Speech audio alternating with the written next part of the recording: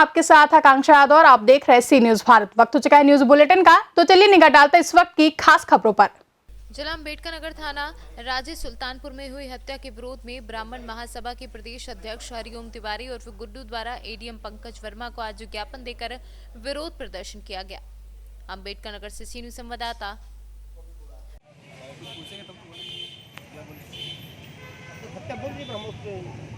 आप मजूआ जैसे घटनाएं दर्दनाक घटनाएं में क्या बारे में आप क्या कहेंगे? आप बताइए। एक सेकंड रुकिए।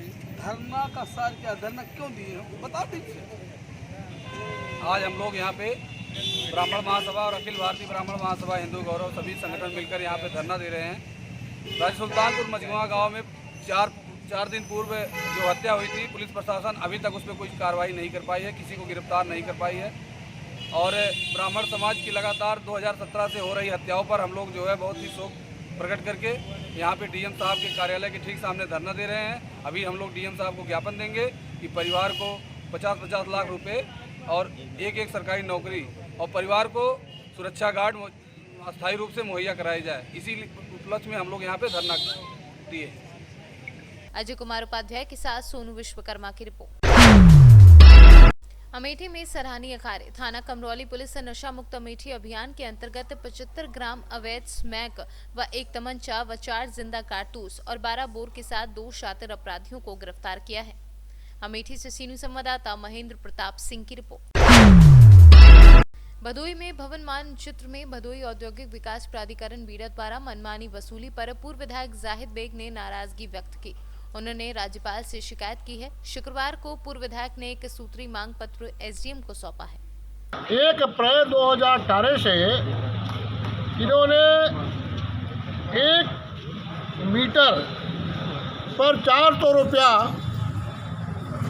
1 मीटर में 400 रुपया की दर से विकास शुल्क लेने काम करना शुरू कर दिया। अगर मान लीजिए आपके पास 1 बीघा ज़मीन है, अगर आप उसमें सिर्फ 1 बिस्सा बनाना चाहते हैं तो पूरे 1 बीघा ज़मीन पर नक्शा का कर लेने काम कर रही है बीडा, और इससे लोगों में बहुत असंतोष है। और जहाँ तक बीडा की स्थापना की बात है, बीडा आर्टिकल 273 क्यू के तहत जब 1976 में इसका एक्ट बना, उस एक्ट में यह है कि 2043 क्यू के तहत बीडा एक विकास अपना पेश करेगी, उसकी मान्यता होगा तभी उसका मान्यता होगा। लेकिन आज तक लगभग 20 साल से ऊपर हो गया। 1981 में बीडा की स्थापना हुआ। 81 के बाद से 2043 क्यों, अगर आप नोट कर लीजिएगा ये सवाल, बीडा के अधिकारी पूछिएगा, इनके अकाउंट पूछिएगा, जो जाकर गुंडा टैक्स वसूल रहे हैं, नक्शा के नाम पर अवैध वसूली किया जा रहा है। भदोई से सीनियर संवाददाता खुर्शीद खान की रिपोर्ट।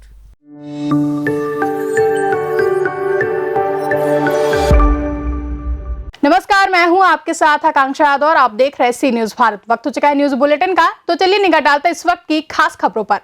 जिला अम्बेडकर नगर थाना राजे सुल्तानपुर में हुई हत्या के विरोध में ब्राह्मण महासभा के प्रदेश अध्यक्ष हरिओम तिवारी और गुड्डू द्वारा एडीएम पंकज वर्मा को आज ज्ञापन देकर विरोध प्रदर्शन किया गया। अम्बेडकर नगर से सीनू संवाददाता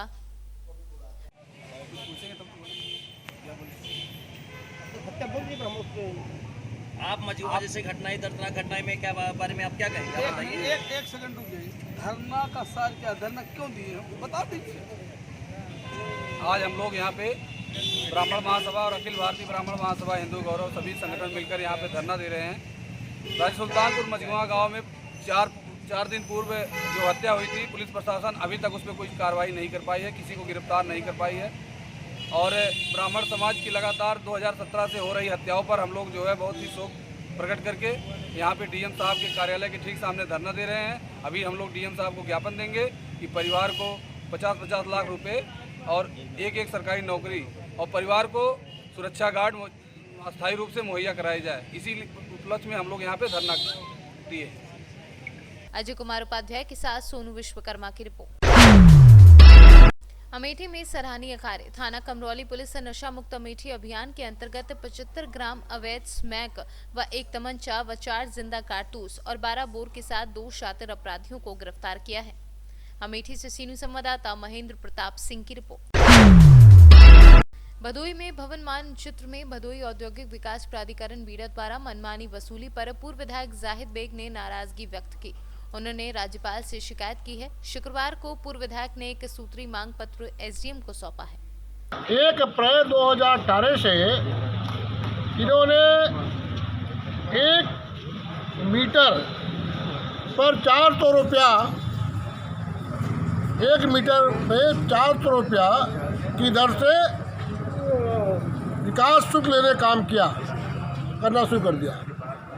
अगर मान लीजिए आपके पास 1 बीघा ज़मीन है, अगर आप उसमें सिर्फ 1 बिस्सा बनाना चाहते हैं तो पूरे 1 बीघा ज़मीन पर नक्शा का कर लेने काम कर रही है बीड़ा, और इससे लोगों में बहुत असंतोष है। और जहाँ तक बीड़ा की स्थापना की बात है, बीड़ा आर्टिकल 273 क्यू के तहत जब 1976 में इसका एक्ट बना, उस एक्ट में यह है कि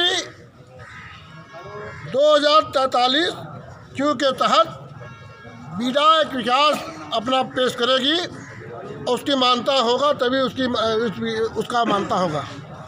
लेकिन आज तक लगभग 20 साल से ऊपर हो गया। 1981 में बीड़ा की स्थापना हुआ।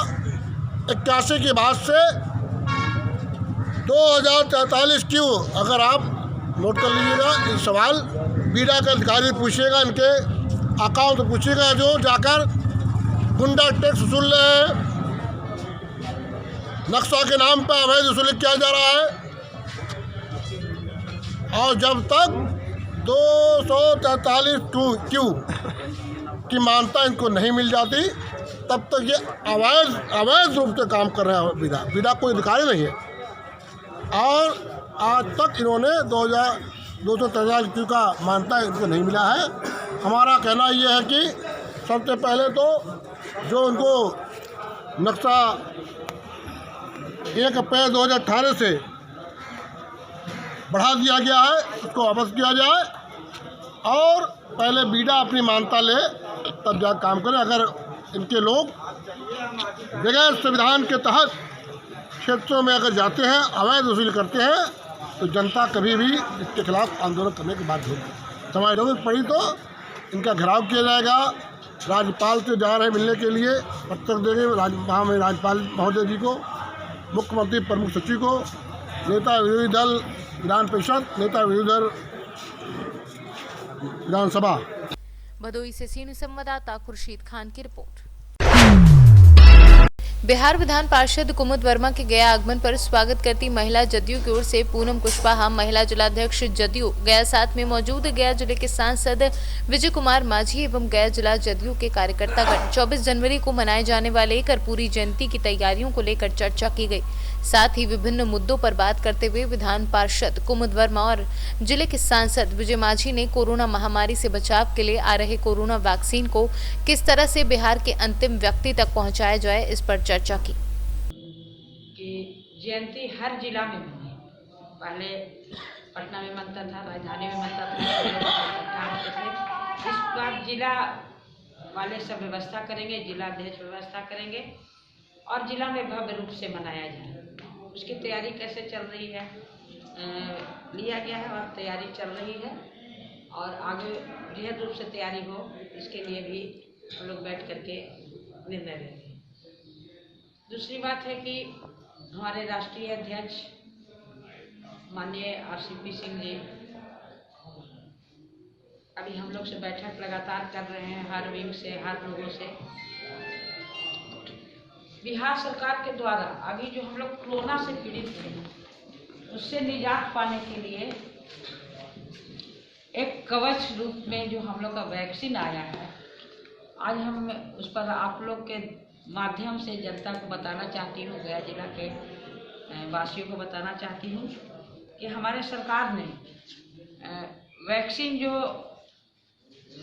आई है वो फ्री है, लोगों के लिए फ्री है, सरकार के द्वारा है और एक व्यक्ति को 3 वैक्सीन लग रहा है। एक वैक्सीन का खर्च 70 रुपया पड़ रहा है, $1। एक व्यक्ति को 3 वैक्सीन पड़ेगा और उसमें सोच लीजिए कि सारे परिवार को फ्री दे रही है, तो लोग डरे नहीं। सबसे पहले वैक्सीन डॉक्टर को मिलेगा। तो ये समझ लीजिए कि जो डॉक्टर इलाज कर रहे हैं उनको सुरक्षा के लिए वो खुद जब वैक्सीन ले रहे हैं तो आम पब्लिक को इससे डर नहीं होना चाहिए कि हम वैक्सीन लेंगे तो कोई अगर उससे भ्रमित कर रहे हैं कि उससे साइड इफेक्ट होगा या उसका कुछ दुष्प्रभाव होगा, तो उसका कोई दुष्प्रभाव नहीं होगा। अगर दुष्प्रभाव रहता तो डॉक्टर खुद नहीं लेते हो वैक्सीन। तो सबसे पहले तो डॉक्टर को मिलेगा, फिर जो स्वास्थ्य से जुड़े हुए पदाधिकारी हैं उनको मिलेगा और उसके बाद तीसरे चरण में जो 50 साल के उम्र के ऊपर वाले लोग हैं उनको मिलेगा। उसके बाद धीरे धीरे सभी लोगों को वैक्सीन। गया से सीनू संवाददाता अशोक शर्मा की रिपोर्ट। राष्ट्र धर्म विजय पद यात्रा के तहत 12 ज्योतिर्लिंग की पैदल यात्रा कर निकले नित्यानंद आश्रम के गुरुदेव राजनंदन के शिष्य संत नर्मदानंद महाराज की पदयात्रा गुरुवार को इंदौर पहुंची। जल, जंगल और जीन के संरक्षण हेतु नर्मदानंद महाराज बापूजी ने देश के 12 ज्योतिर्लिंग की पैदल यात्रा 27 सितंबर 2019 को उत्तरांचल गंगोत्री से जल लेकर प्रारंभ की थी। संत श्री नर्मदानंद अभी तक करीब 12,000 किलोमीटर की यात्रा कर 11 ज्योतिर्लिंग पर पूजा और अभिषेक कर चुके हैं। इसी तरह के कार्यक्रम को प्रोत्साहन देती रही है। हमारा मुख्य लक्ष्य है वन, पानी, उनको बचाओ और इसके जो समर्थन में, इनके जो संरक्षण में जो आगे आता है उनके हम साथ हमेशा कार्य करते हैं, खड़े रहते हैं। और इसीलिए परशुराम महासभा ने भी अनेक जगह वृक्षारोपण, जल बचाओ कई कार्यक्रम इनमें चलाए हैं महासभा ने। और इसी के अंतर्गत स्वामी जी भी जो है यहाँ पर जो एक संदेश, लोक मंगल का संदेश देते हुए यहाँ पधारे हैं। उनके स्वागत के लिए, उनके लक्ष्य को पूर्ति के लिए हम यहाँ पर सब एकत्रित हुए हैं और प्रभु से प्रार्थना करते हैं कि उनको सामर्थ्य प्रदान करें और उनको अपने लक्ष्य को पूर्ति करने में उनको कैलाश महाराज है।